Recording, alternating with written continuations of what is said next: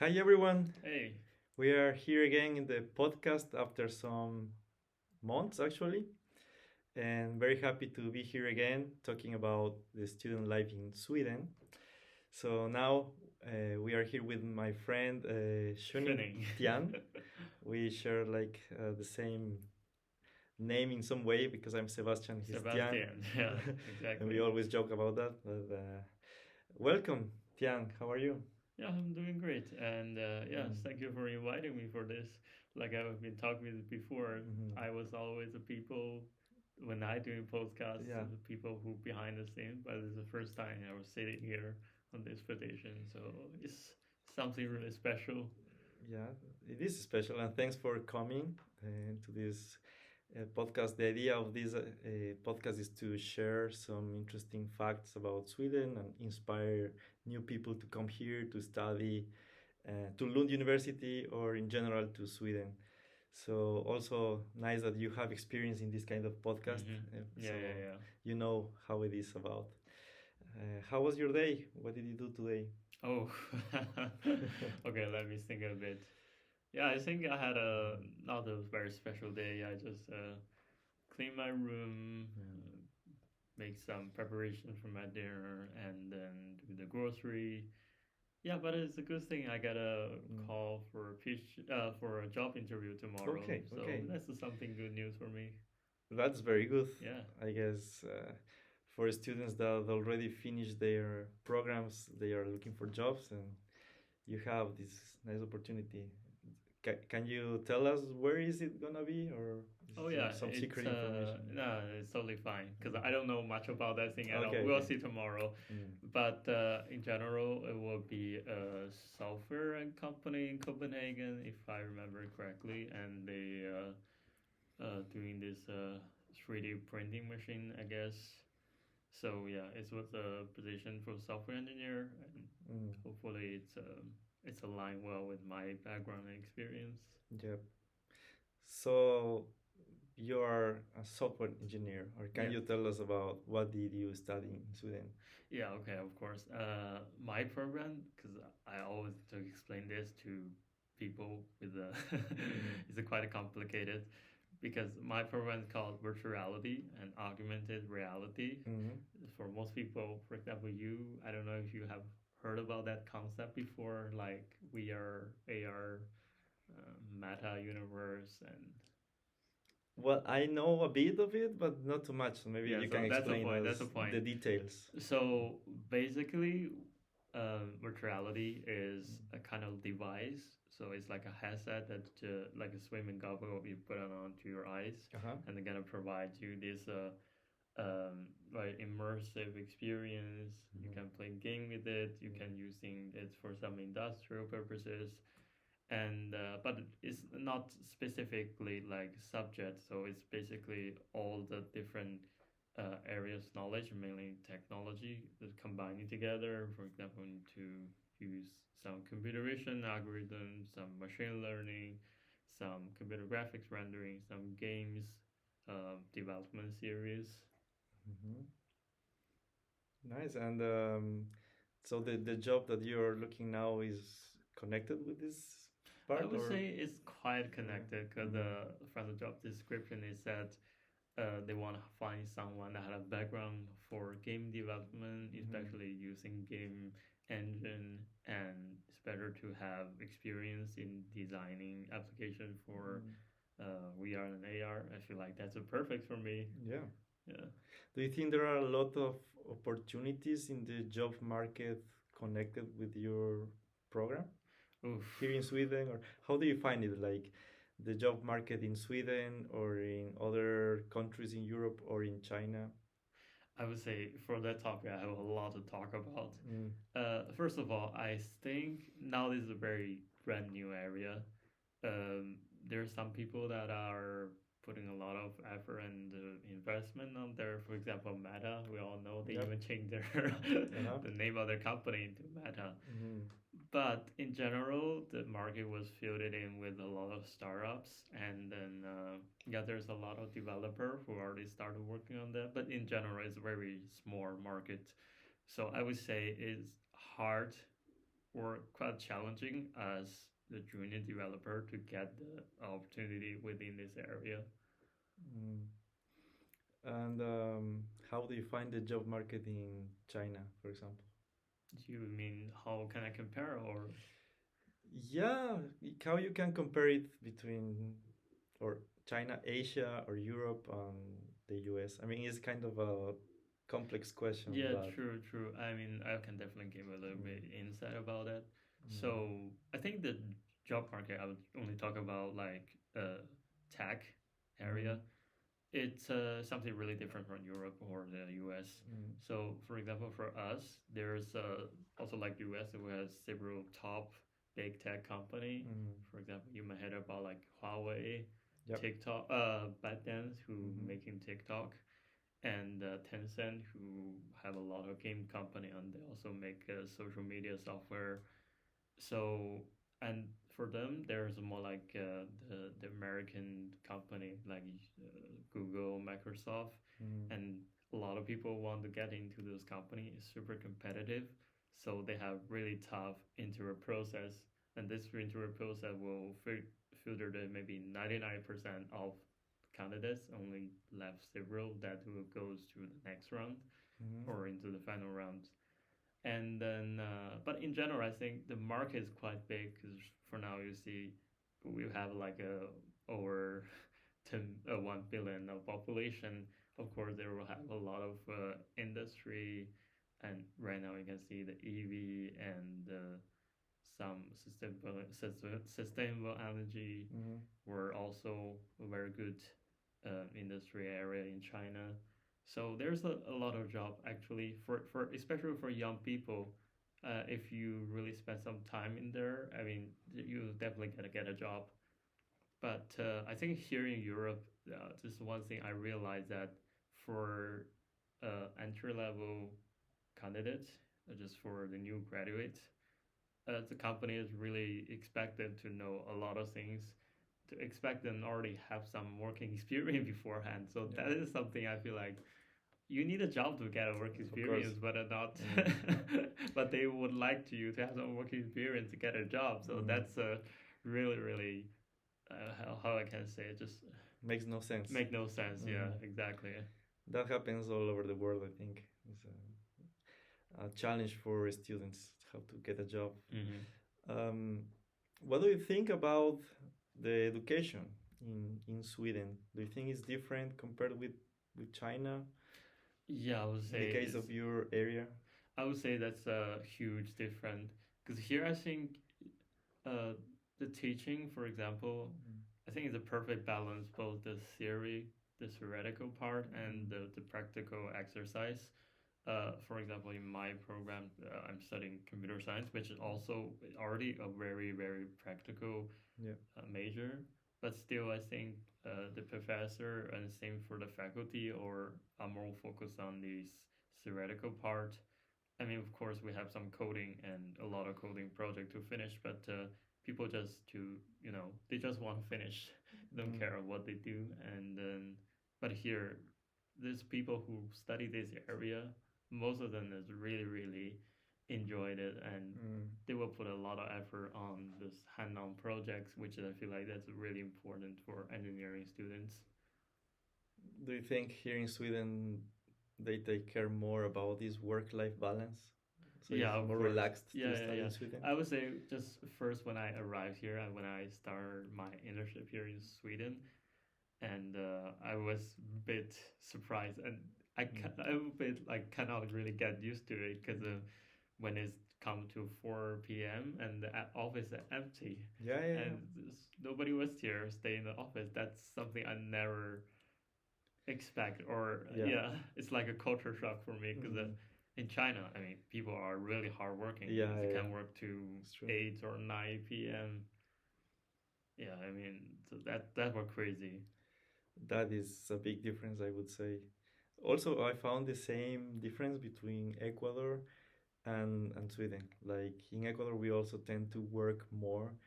Like finishing at 4 is almost impossible. Mm-hmm. You always stay until 6 or even more. Like, it depends on the place. but it's also very competitive. So you need to be there working. But it's nice that in Sweden they really give the importance to this work-life balance in some way. I think.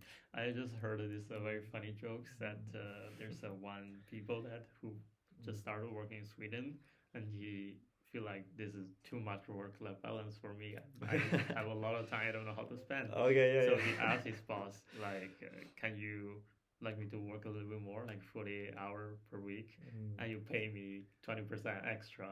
Ah. And the boss just told him that, "Okay, we kind of like to do that, but it's better maybe you can trying to find a hobby A you can hobby. yeah, spend your extra time." So yeah, I would say that's something that That's was something different. born in their working culture. But where was that person from?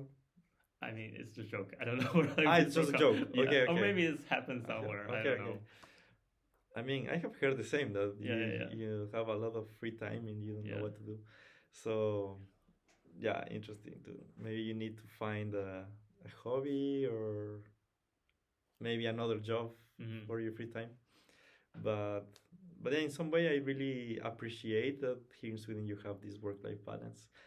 I think also that's why in these Nordic countries the levels of this well-being Hmm. across the society is very high. So I think that's something that we can learn from other countries. But yeah, it's very complex. But Mm. about that, actually, I have some of my own comments. I Mm. feel like no matter it's in Sweden or Europe, of course, the work-life balance is something that matters for people, but it's somehow also for some ambitious people, maybe they're limited their Mm. space. If I just say, okay, I want to do something big, but Yeah. it's kind not allowed by the society. Say, okay, you can work extra to get like extra benefit from it. Mm-hmm. So I mean, it's like a trade-off, I would say, for people that maybe they have family, they have kids, and yeah, of course, for me, I would definitely want to spend more time with my family. So. Mm-hmm. Yeah, I totally understand. Like, especially if you want to, for example, build a startup Mm. at the beginning, you need to work a lot. Yeah, yeah, yeah. And yeah, with the work-life balance, also your employees they will go at 4, and you will Yeah, be yeah, like, yeah. but we want to finish the You probably project. would want them to stay in the office for 24 hours, just sleep Yeah, here. yeah. Well, it's an interesting topic, Yeah. but yeah, let's see what happens. But yeah, especially in I think in the US, for example, or in Asia, there's a different culture where you have to work a lot. Mm, yeah, I don't know what to say about it. Just different cultures, different places. Hmm. Um, how was your experience in Sweden, in Lund, as a student, apart from the academic side? Like, Or like student how do life. you enjoy the student life? Yeah, I would say the student life. Wow, it's really different from China, first of all, Mm, and I really enjoyed that. I feel like I had a lot of fun from it, and also I gained some like a soft skill improvement because I was involved in some like student organization, mm. for example, like ESN. That's how we know each Knowing each other. other, yeah. Yeah, and yeah, I feel like here student life was also part of your study. I would say there's a lot of skill that you cannot learn from academic, from the notebook, and you Mm, will learn it from the student works. That's something I never thought about. I just feel like okay, maybe just mm. something for having fun. What do you think that you have learned from these other organizations, like outside of your class? Yeah, I'll Do you, just take an example like Yes and Lund, because mm, when I joined Yes and Lund, you probably know I'm the digital manager. yeah. It was like a board member, Mm-hmm. but at the beginning, I didn't really expect what it is or how is this position. Yeah. I just made an application, Mm-hmm. and at the time, there's nobody else can compete with me. So Uh-huh. yeah, it makes sense that I took these roles, Mm-hmm. and yeah, and I was a bit stressful since the 1 semester after, because as a board member you need to take responsibility, sometimes you involved in decision making, and yeah, and you are sometimes represent the whole organization. I would say that's something that really, mm, you know, make you become like a leader and Mm-hmm. to Yeah. gain your leadership. Mm-hmm. Like some managing skills, Yeah, also to yeah. know how an organization works, Mm-hmm. because in the real life sometimes you need to, yeah, manage people or work in a project with more people. So it's important to also develop these social skills, these leadership skills. Yeah, I think that's something that in Sweden you can learn a lot. Yeah, and also inside the class, for example, in my case, I had a lot of this work, group work. So to work with your classmates, to make presentations, also to how to decide together what to do. So yeah, that's something I guess important. And I had, and this is an interesting Yeah, fact, yeah. that I had some Asian classmates, and Okay. usually they were, I would say, very introverted. They were, So they yeah, yeah. I can didn't take like that. to work with a group, and they were always like struggling with this group work. They just wanted to work alone and do their stuff, and that's it. I would So say what do you think about that? maybe, yeah, yeah. This is a Mm. very Mm. interesting topic, and I'm Mm. really excited that you brought it up because Yeah. that's also something I feel like is different from other countries, just only Mm. for the Swedish education. So this is something that's a build up since they're when goes into primary school or goes into middle Mm. school is that you have to learn how to work as a team. Mm. So yeah, like I said, in our education, in my education, when I was studying in China, we never ever have some people that mentioned how important the teamwork. We always been a solo warrior. Yeah. We did everything by ourselves, and we Mm. take our own responsibility, and we handling the task Mm. always alone. But like I hear, I feel like it's also something. It's so for the teamwork, it's not as simple as you thought. You need to find your own places within the team and how you conduct the effective communication, Mm. how you push the progress, how Mm. you're gonna become if there's a leadership, how he behave himself, and to take care of the well-being of the Mm. all the other team member. I think there's all some a lot of things that we can learn from. So yeah, I would say that's for your situation, like you said, there's some Asian girl. Maybe they're really introverted, or maybe just yeah, they was not really used to this kind of team working Mm. setup. Yeah, it's just something that was interesting for me. So how would you feel after your started studying here? Do you also feel like this teamwork make you feel stressful or? Um, I don't know if I felt the stress, but it was a bit challenging, I would say, because you also have to find these cultural differences with your classmates, and everyone has a different like dynamic at the time Mm-hmm. of working. Um, for me, because I come from Latin America, Mm-hmm. we are not that. Um, I would say efficient in some ways.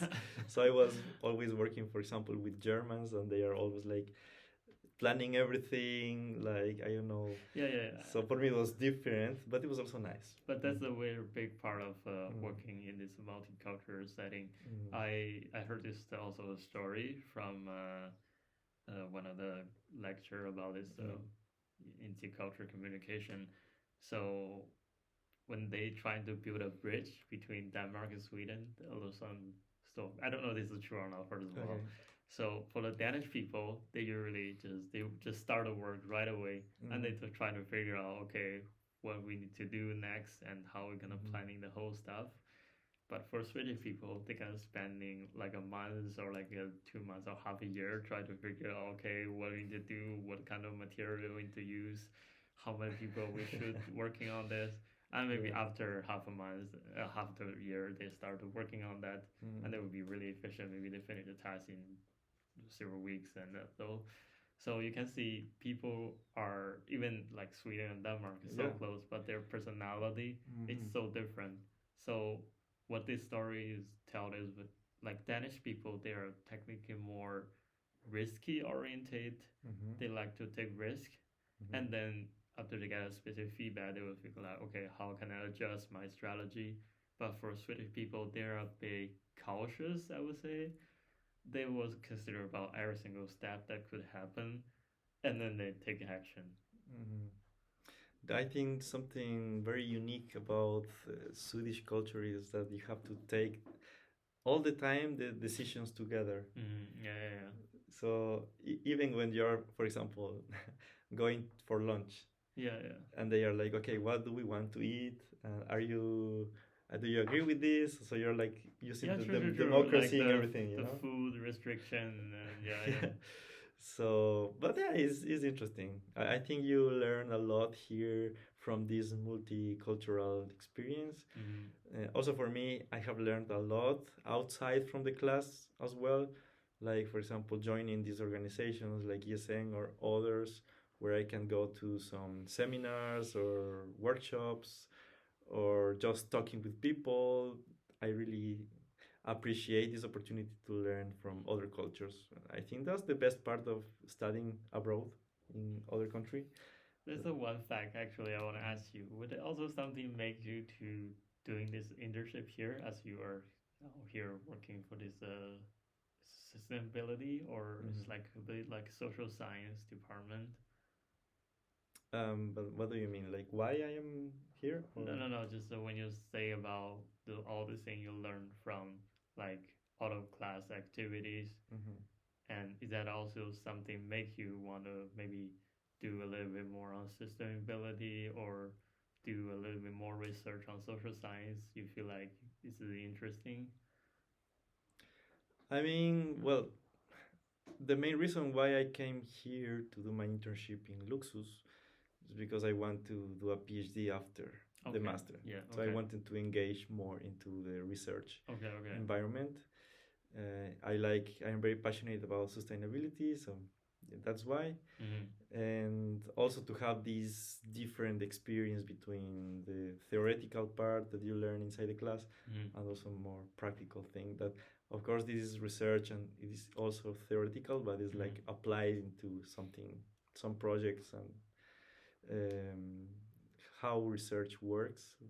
So that's why, I mean, in my program we have this benefit of having this option where you can do an internship if you want or an exchange or taking some elective courses.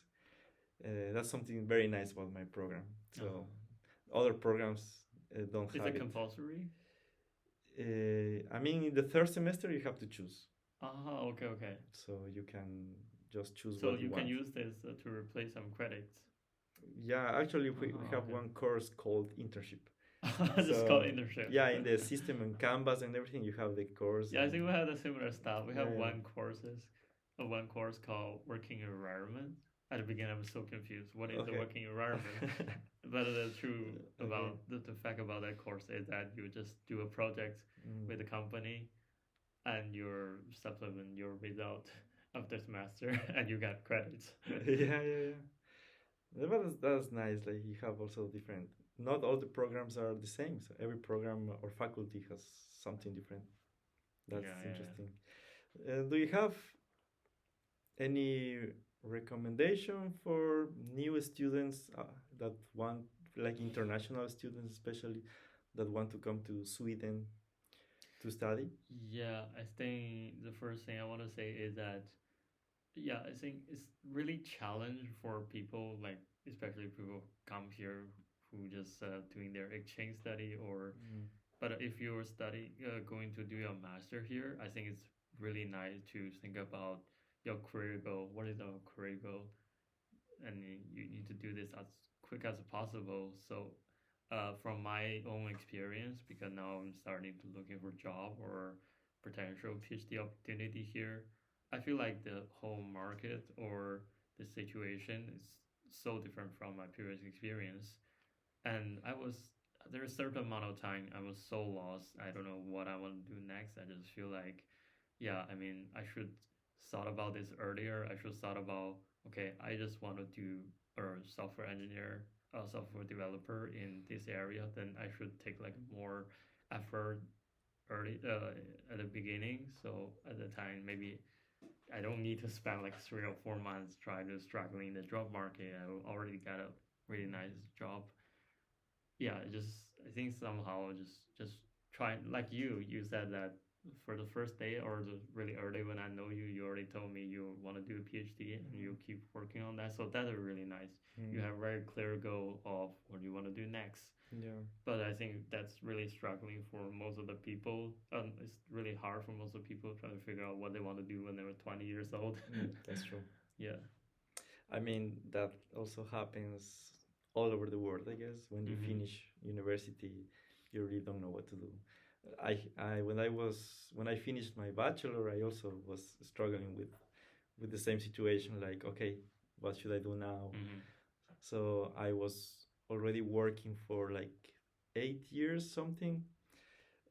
So that's why now I am very clear about what I want to do now, because Mm-hmm. now I am 33 years old and I have done a lot of things before. True, true. So it's like different, but I know what's the feeling of not knowing what to do, but it's normal also. Like it's part of life. So True. you know. So that I feel like that's a really Mm. important advice that I can give.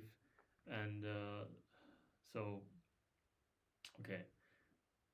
For example, I know quite a lot of other international students, I think a big part of them are master. So they also want to find a job here in Sweden or in Scandinavia, for example. Mm. But just because they never really put their feet into the field and they don't know how the job market looks like until the moment they graduate from the school. Yeah. But that is obviously too late Too late. because for us, like non-European citizen, Mm. we only have 1 year. This a job seeking visa to Exactly. looking for jobs. Mm. So I mean, every single moment, every single minute is really matter. Mm. Also, like about the language Yeah, yeah, yeah, yeah, yeah. that you usually need Yeah, Swedish, especially if you study social social science science. and you want to I mean, work in in your this case, field. you're like, everything is computer Yeah, yeah, yeah. code. I mean, but even for us, I mean, Mm. if you know Swedish, it's a good, It's way really better. good point, very good bonus point. It's an advantage. Yeah. Yeah, in my case, that I am from social science or environmental science, usually if I want to find a job, like I need to know Swedish. And I was checking today, for example, some job opportunities, and I was looking that I have the experience for that. I have everything, Mm-hmm. but I don't know Swedish completely. I am studying Swedish, but I am not fluent in Swedish. Uh-huh. So only because of that I cannot apply. True, but So I yeah. mean, it's good to take a try. I mean, it's Yeah, always yeah, nice to take a try, and I think this can become like a motivation for you when you keep learning Swedish. Mm-hmm.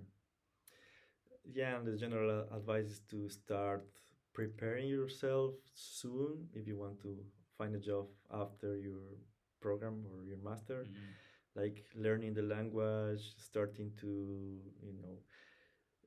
doing some networking or talking with people, checking the websites. I don't know, just start early, not at the end because it's too late, as you say. And but yeah, it's a good opportunity to come here Yeah, to study. yeah, it's my pleasure. Mm-hmm. Thank you, Tian, for your time here in this podcast. I mean, because we are already 28 minutes, Minutes. but if you want to say something else, maybe to the people that want to come to Sweden, or you want to talk something more about. Yeah, I would say because I don't know about the other Swedish university, but for the university, because there are so many different subjects, so many different disciplines. Yeah, I would say it's really nice or very unique experience for me because I always talk with people that study other background. So during this process, when we communicate with each other, I also learn a lot of other knowledge from different disciplines. So I think that's something that if just study in a technical school that cannot give it to me. So yeah, I really appreciate my experience here of getting a master from the university. So yeah, I will definitely recommend it. Yeah, totally.